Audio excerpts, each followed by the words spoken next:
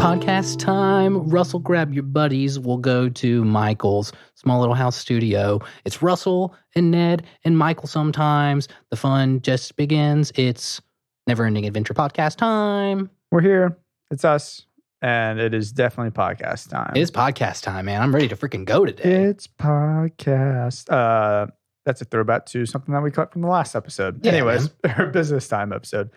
Yeah, we're talking about the Wizard episode today. Wizard. Episode 11 of the first season. We're still in the first season. We're almost halfway through the first season. Yeah, we're like 2 episodes shy of being halfway. Oh, that's exciting. I know. For those of you guys who've stuck around through the podcast, obviously, this is a great episode, man. It is. I want to say it's my favorite episode that we've gotten to talk about yet, which I'm sure I've said about something else, but I've seen this one a long time ago, and this one is like, just sticks out as just super fun. Yeah, I feel like this one and the Inkyrian episode kind of go like well hand in hand. Similar situations, similar kind of adventuring that Finn and Jake are doing. So Russell, tell me a little bit about it's just magical. What you picked out. Like kind of like walk me through the episode, walk me through your emotions. Through my emotions? Well, the first thing I have is just when you get introduced to this episode, they immediately go to that creepy skeleton. Like he's kind of like drippy, which is a weird look for a skeleton. But he has a total like, what are you buying? Like from a Resident Evil 4 type of a quality to him. You know, he's like, here's what I'm offering. Here's what I'm selling. But it gets way creepier. I was just from the get-go, my most punchable character is the skeleton. Yeah, I think actually, I would have to say my most punchable is, what's the master wizard's name? Bufo. Bufo is most punchable to me, I think. Really? I like part of Bufo, but we can get into that later. Okay, well, most punchable for us. There's something about the skeleton, and I think this might change your mind as soon as, like once the episode is wrapping up, which brings me to another question I have. But once the episode is wrapping up, the skeleton man guy, the what are you buying guy, says, hey naked kid, what are you buying? Or whatever, you know, and it's like, that's way creepy. Yeah. This old skeleton guy's like, hey, naked boy. And they definitely went with the peddler on the road, because you see when they open up the portal, he's got a cardboard sign that says free magic on it. It's just like this way, like, you know, it's like, oh, like, hey, like really creepy and like kind of, I don't know. I don't even know what the word would be. But then all of a sudden it becomes very corporate and he's just like, oh, yep, this was all planned. He's like, this was all planned. Go through the portal. And then did you notice the backside of the portal was made up of a bunch of little butts? No, I did not. So when they come to the wizard temple, it goes, farts them out. But the whole back of the portal is like 10 little butts on the back of the portal. I did notice so we're that. on the theme of like 11 episodes straight, and there's like a butt reference in every single one of them. Butts and dancing. I mean, when they get there, they start dancing too. They do some like I think Jake has got, I almost said Jan. Jake has got some awesome like breakdancing potential. Oh yeah. I want to see just like a dance off episode at some point. Oh, we'll get to the one where Jake has a dance off with a ladybug. Oh, and it's awesome. So the other thing I was curious about was at the end of the episode, they portal back to that area where they do see the skeleton again. Mm-hmm. Where are they? Where do they teleport to? Because it looks like they just walk 30 feet and they're back on Earth or whatever, or whatever. Yeah, I don't know. I mean, it's definitely like in a different realm, obviously, or like somewhere far away or something like that. I don't know how they necessarily get back. Mm-hmm. So I would imagine that somebody opened up a portal again. I mean, they were hanging out with a bunch of wizards. Yeah. And did they maintain that magical ability? I don't think so. Part of me thinks that like for the rest of like the next episode or the rest of the season, does any of that ever come back? No, it doesn't come back. My assumption on it is that either the magical powers are wrapped up in the robes with the actual stars on them. Oh, that would be cool. And so if they kind of ditch the robes, they kind of ditch the powers, and or because like by proxy, Finn never kept the test of ultimate responsibility, that he didn't get to keep them. That is very true. And remember, the master wizard said, or gosh, I'm going to forget his name 1,000 times. Bufo. I keep on wanting to say like Blargatha. I don't know why. What's that from? I don't know. But he said at the end of the episode he renounced his magical powers. So I kind of think that maybe it was like everything was like put to bed. Like there was no more master wizards. That anymore. is a bummer because Jake didn't buy into the whole thing. You know, like he didn't buy into the I'm selling my soul to Bufo. Yeah, well, that brings up, I mean, a good point of mine and really where we have been talking about a lot the differences between Jake and Finn. And one of my themes of the episode is gluttony. Cool. That you see Finn get to this point where he's just like so amped up to get more and more powers. He's got 1,000 stars on him by the end of the wizard trials. Never enough. And it's never enough. But that's like kind of this I think it's a kind of a maturity thing in Jake that he was like, nah, man, I know myself. I know I'm good. Like I've got mayonnaise. I can put myself to sleep. I've got awesome like ability to grow mustache hair now. It's true. Yeah, Jake takes full advantage of the scam. You know, like he's like, no, I know exactly what I want and I got it. I can put myself to sleep on command and mayonnaise, just instant mayonnaise from my finger. I mean, that's incredible.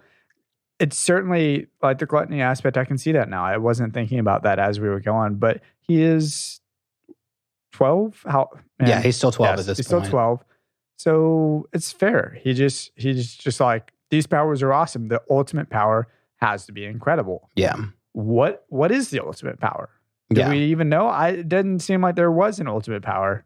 It was just the ultimate responsibility was the ultimate power. It was, that was like the granting of the rank of being like the ultimate power wizard. And so Finn was doing it like in this gluttonous, I want more. I want to be the ultimate wizard. I want to get the megastar on my cloak.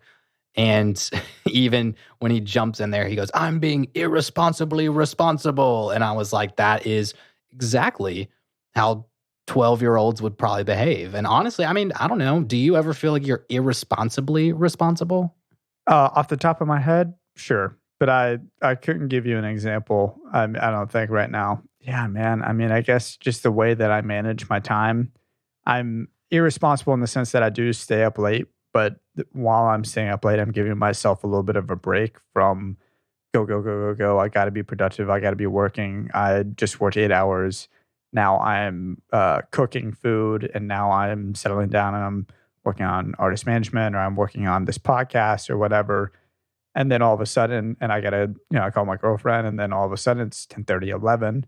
And I'm like a little irresponsible. I need some me time. I need to chill out for a bit. So there you go. Yeah. That's exactly what I figured that's where I was going with it too, is that as adults, as not 12-year-olds and dogs and frog wizards, that being irresponsibly responsible is so similar to how Finn is in this wizard thing. Like we do a lot of stuff and there's like little rewards from it, but when you take on so much, you realize that you put yourself in a bad place. Just like Finn took on the ultimate responsibility. He wanted like the ultimate wizard power. So similar to that, like being at work and being like taking on 1,000 tasks. Yes, you're going to get rewarded. You may get extra commission. You may get promoted and be praised and touted above everybody else. But then all of a sudden you realize you're stuck hanging up on ropes in a giant tower for the rest of your life doing a really, really boring job, Yeah, you're being responsible, but not necessarily perhaps in what's best for you and the best way for yourself. But to your point too, I mean, of Jake being more mature, I thought like that moment where he's like, I'm responsible, and then Finn calls him out. He's like, no, that's a lie. And he's like, I acknowledge that's a lie. He's like, I get it. I take full responsibility for it. Yeah. Like that was enough. But man, it almost earned Jake, my lovely. We can get into that in a bit, but like, I was like, gosh, Jake is just constantly so dang good on every episode. Yeah, he always seems to have a comeback to things. Like he does. And all of those comebacks are typically honest of himself, where he's like, yeah, I'm fat and lazy, whatever. It's all good. Well, talking about gluttony and the powers, like that's the tops, dude. those powers are the tops this episode, without a doubt. Well, I would say it was so funny because they started out super lame. Is it worth it? Well, that's the real question is that first star. Is it worth doing any of it? Because the first requirement is nuts. Yeah, eating a whole broom. That's wild to me. Like for dustomancy, power over dust mites. No, thank you. The rewards in the end are pretty sick. Yeah, but I did see it, they kind of start off the trials for the wizards and then the powers they're getting with like all these powers that are like almost useless. Like like being able to control your shadow, but the shadow doesn't do anything. Like you can't do anything with the shadow. That might be my tops though. I was going to ask you of Shadow Surrey. The powers that were displayed in the episode, if you only could take one, well, yeah, that's the question, take it, man. And would you eat a broom to do it? Well, you have to eat the broom first because it is the first requirement. Exactly. The answer is no. But I don't know. I'm curious because Shadow Surrey is so tempting to me because it's so close to one of my favorite Naruto characters' abilities. Yeah. Anyways, Shikamaru, he's incredible. But he can control shadow, but he's also able to attack people through his shadow. And can strangle people from shadow. That's cool. I think that would be cool if they could have done like the control the shadow. But it couldn't do anything. Couldn't hold Finn up, but it wouldn't be able to attack people or anything. No, you couldn't ride on it and all that. But then, well, so I still think that might be my choice. The sleep spell is probably the right answer. Sleep spell was like top 3 for me. But also, it has the power to bring things. So is sleep, or I guess that would be awaken. Awake spell. Because Finn cast the awake spell to wake up Jake, and it turns a rock to life. Do you get both on that level? That's what I want to know. Because if you get sleep and awake in the same moment of your wizarding journey, that's it. That's because you can bring it like a non-living item to life. And then fall asleep whenever you want. Yeah, and also fall asleep whenever you want, which I got 4.5 hours of sleep last night. I could have used that ability. Yeah. I say for me, though, it's like the most basic one, but when he has those epic, like, angel wings, I think that just, like, that would be amazing. The power of flight. Power of flight's just, like, I think that tops a lot of things when you get there, you know? Yeah, we are, as humans, are constantly, all throughout human history have chased after the ability to fly. Yeah. And he had it. The last thing is, as we're just like kind of wrapping up talking about all the powers and kind of like basking in the glory of being able to be an ultimate wizard, the coolest reference of one of these powers was when Finn, he summons the sword from his hand and he says Vorpal hand. And I was like, what the heck is that? Yeah, what is that? When I did a little research, apparently, he cast a spell of Vorpal Hand, and that is a reference to the blade, the Vorpal blade, or like the Vorpal sword from Lewis Carroll's poem, The Jabberwocky. I'm not familiar with it. It's same guy that did Alice in Wonderland. And there's a really it's like the whole poem is like ridiculous, like nonsensical words all strung together about going to slay this monster called the Jabberwocky. So I guess that they said they had a Vorpal sword, and Vorpal probably rhymed with something else ridiculous, Yeah. But I thought that was cool. I was like, that's such an odd reference, but it they looked like wanted he to throw it in there. Something in Michael's brain for a second there. He made a little nod. Oh, yeah, I know. The Jabberwocky. Yeah. Right on. Yeah, man, I just wanted to address, like, I don't know. It is a scam, right? Like, the whole thing is a scam, and we can get into this a little bit more in a minute, but, like, to be fair, you get a bunch of powers for free, and the final power does have a big disclaimer for it. It's like the ultimate responsibility, and there's actually like, that's the only one where he's just like, are you sure you're ready? And then he like warns Finn. Like he gives Finn more of a disclaimer than like any amount of internet like terms and conditions that we ever just accept immediately online nowadays, So what are we agreeing to? They didn't have to agree to it up front because Jake backs down from the ultimate responsibility and probably could have easily walked away with wizard powers. He should have. He loved the robes. Yeah, which reminds me when you say like scam and when we're talking about this, and it reminds me of a timeshare seminar. Yeah, so 100%. You go into the timeshare, you serve your time, and you get what? Usually it's like 2 free tickets to a show in Vegas, a free weekend at some, resort if you just sit through the presentation. That's kind of what Jake does. He just kind of does the trials, half of which are balancing a pencil on your lip and they're balancing the chair, sticking your hand in a bowl of grapes while blindfolded. They get hazed. They get frat haze for a second there. Well, they do. And then in the last one, like Finn straight up gets drugged. Like the handshake like knocks him out. And then he wakes up and he's on the ropes. And then this isn't my thought, but something I was listening to connected this thought with what happens there. It's like the Indiana Jones, the Last Crusade thing, where it's like in exchange for this power, like you now have the responsibility of keeping this meteor away. Yeah, dude, that's a great reference. I know. I should have thought of that. I wish I had thought of that on my own. I can't take credit for it, but it was just along my journey this week. I came across it somewhere. That was a great little bit. That's awesome. Hey, before we get into our lovelies, a couple of more lessons we've learned, let's hear a quick word from the sponsors. Yeah, I think if we got paid a little bit more, we would be able to make those references in the future and they would be our own. Yes, so I feel that. There. I feel that. We'll be the ones that are creating canon references from here on out.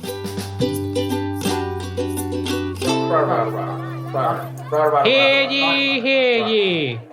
Today's announcement comes all the way from the Bubblegum Lab Co., where scientists have just uncovered the secrets to an eternal supply of mayonnaise. No longer will the Candy Kingdom be reliant on the wizards of the Wizarding Plane. Bubblegum Lab Co. mayo will now be available at all local general stores for a low, low price of 100 gumdrops a jar. 3 jars of mayonnaise will be available to every household. 2 is too few, and 4 is too many. 5 is right out. But you should all know, caution. Bubblegum Lab Co. mayonnaise contains chemicals that may be harmful to everyone and can have dangerous side effects such as anything and everything. Unfortunately for you, it is now the only source of mayo allowed in the Candy Kingdom as per Princess Bubblegum's decree. Run. All hail PB, for none are as great as thee. Ooh. You stink! Shut up, peasants! Welcome back, everybody. How's it going? It's going good. I think I just got assaulted by a royal decree. Yeah, but I'm not too worried because I've been stocking up on mayonnaise for at least weeks now. You got a bunch of mayo. I've got enough stored away that I think I'll be good. Man, I was curious.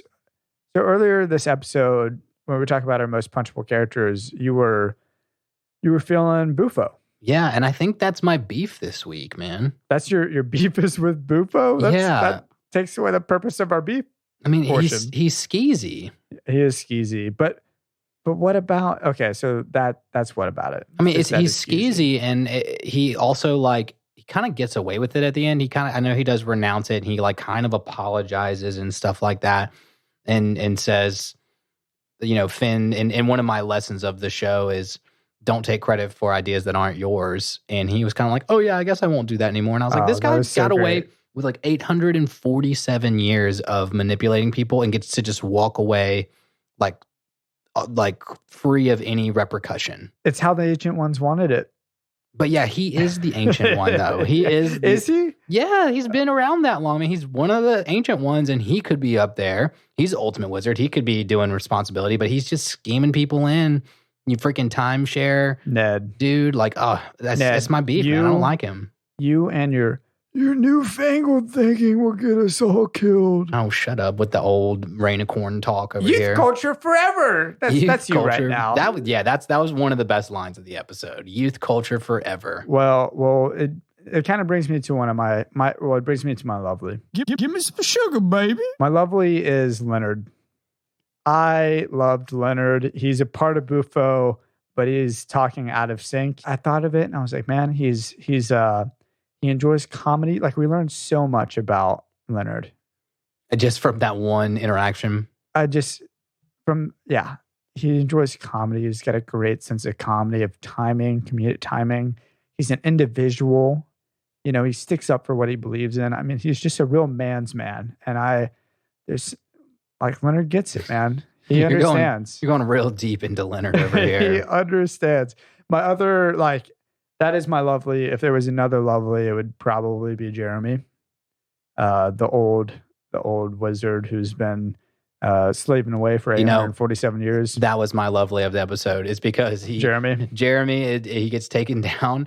And then the darkest part of the episode, I actually had to watch it twice to catch He's digging his own grave. Yeah, he's out there digging. And then you see there's other gravestones out there, other headstones. And I was like, oh my gosh, these little old men are have been dying for hundreds of years to keep this meteor from destroying the temple that nobody really cares about. It makes you wonder if the ultimate responsibility gives you a longer lifespan, but it almost seems like it doesn't. How long, it may have said this in the episode, but how long was Jeremy slaving away? Was he actually doing it for 847 years, or with that many graves? I can't clearly remember. They've cycled through a number of them. Yeah, I can't remember if at least one of them, I feel like at least one of them up there had been there the whole time, but I could be mistaken. Yeah, and also it's something that's interesting is I was thinking as I was watching this that Jake and Finn become more powerful than Bufo in a sense. Yeah. Because Finn is able to kind of defeat Bufo or whatever, and is it Finn or is it Jake that defeats him? I mean, they don't defeat him. They bury the meteor under the city, and then Bufo shows up.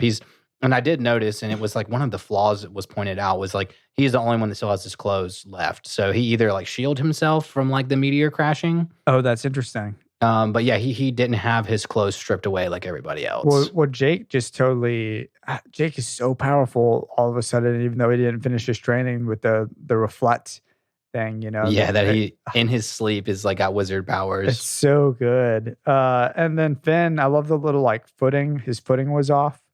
In order for him to use the power, it kind of reminded me of that Spider-Man scene from the first Tobey Maguire movie. Oh yeah, where he's trying to get the web slinging hand symbol right, and he just can't quite do it, and then he adjusts it. He does he the adjusts love it to the right way. Down. Yeah. Which, man, I don't know. I miss the first one and the second Spider-Man movies. I honestly really, really enjoy. And take us back to a time where life was a little simpler. Yeah.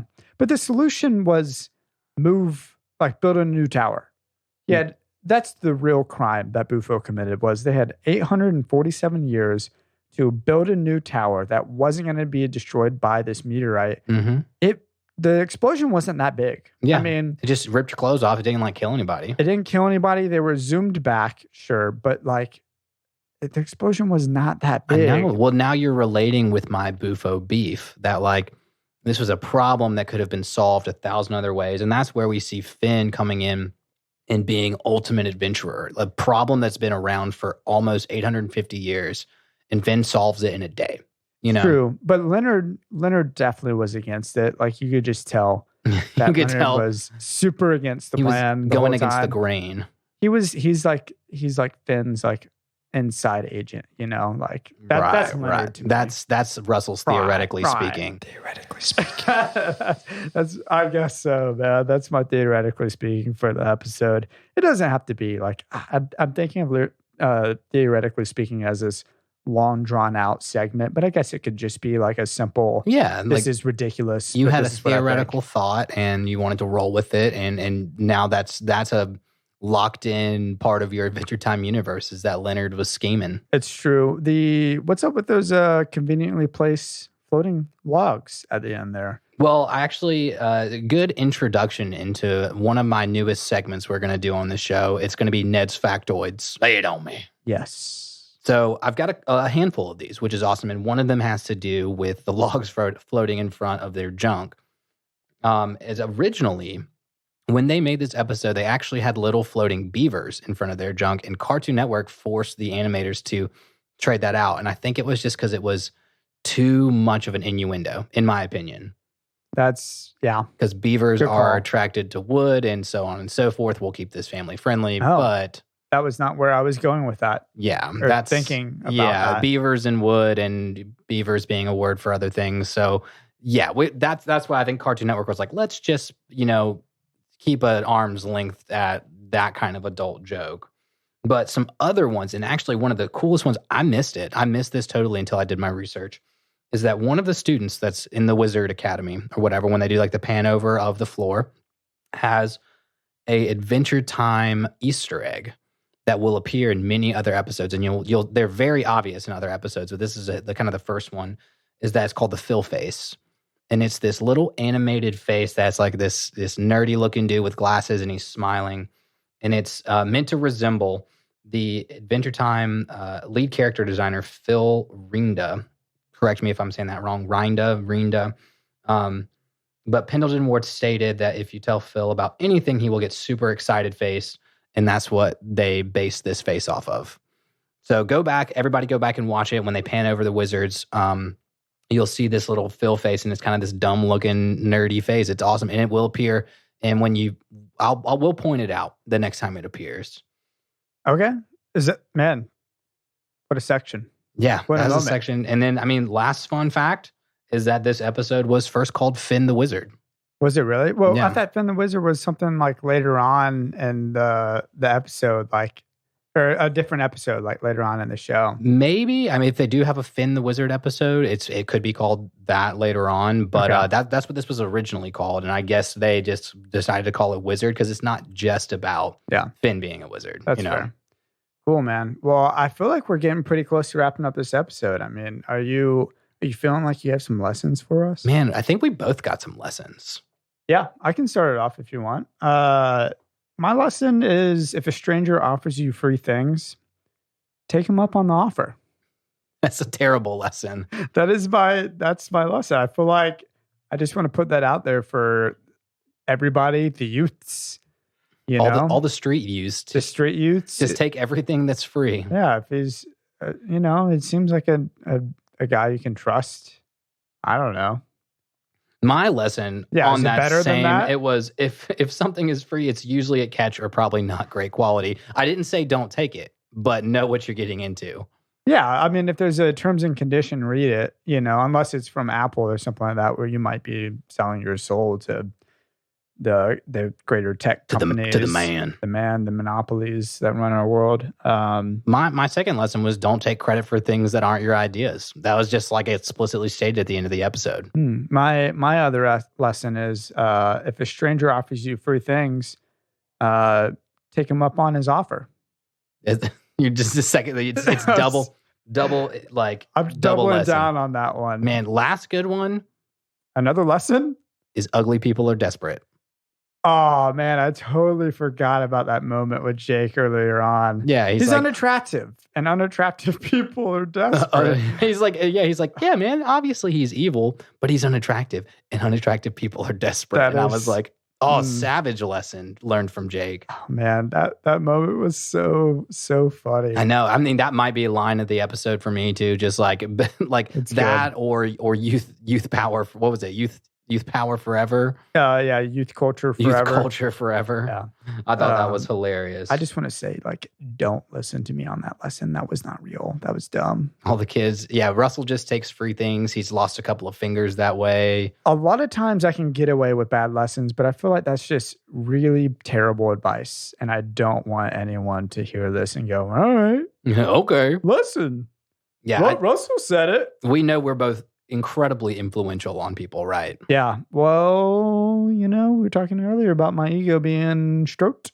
Stroked From ego. TikTok. We're on TikTok now. We're on TikTok, guys. Check us out on TikTok. We're making super great, lame 27-year-old TikTok content. No, it's all good content. It's the best content. Right. Best on the app. Which, where's our beef? You said your beef earlier was with the character of the show. Yeah, it was with Bufo this week. It was just one of those things where I was like, man, he just scammed him, conned him, and then got away with it. Bummed me out. That's fair. Yeah, I kind of wanted to see a little bit of because I feel like Finn and Jake, when they adventure too, usually the antagonist of the episode kind of gets what's coming to him. And he is the antagonist of this episode, and he doesn't get what was coming to him. No, and he doesn't learn his lesson. Neither did I. My beef is probably with Tobey Maguire.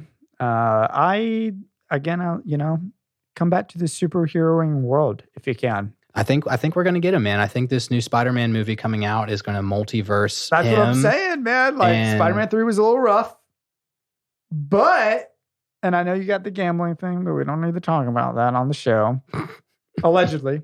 But come on, dude, I want you back as Spider-Man to some degree. What do you mean in Spider-Man? I've always been in Spider-Man. You're not you. Oh, you mean Tobey Maguire? We're talking to him. I thought you meant me.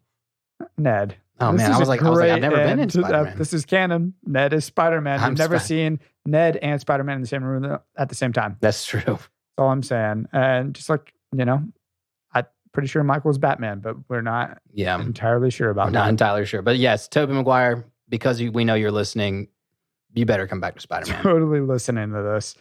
Yeah.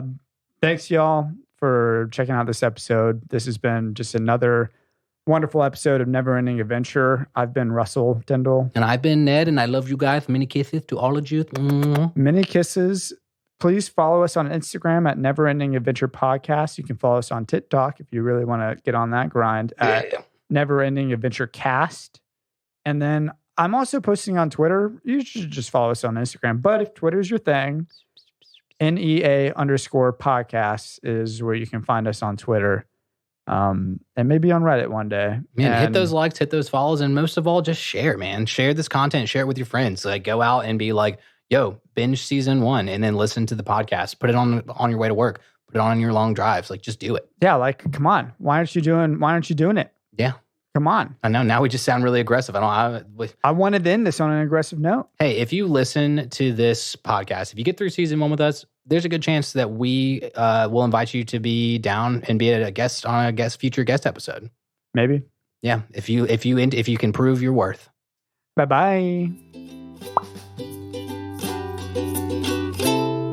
Oh my gosh, I can't believe it's another 30-minute podcast on a 10-minute show. There's just no wisdom to be had in these little adventures. I got no clue what these guys are talking about. I'm just here to put robot voices in the mix. Guys, this is the Never Ending Adventure Podcast, and we hope you like what you hear. This is Michael Hitchcock. I engineer it. Russell and Ned, they love having you around.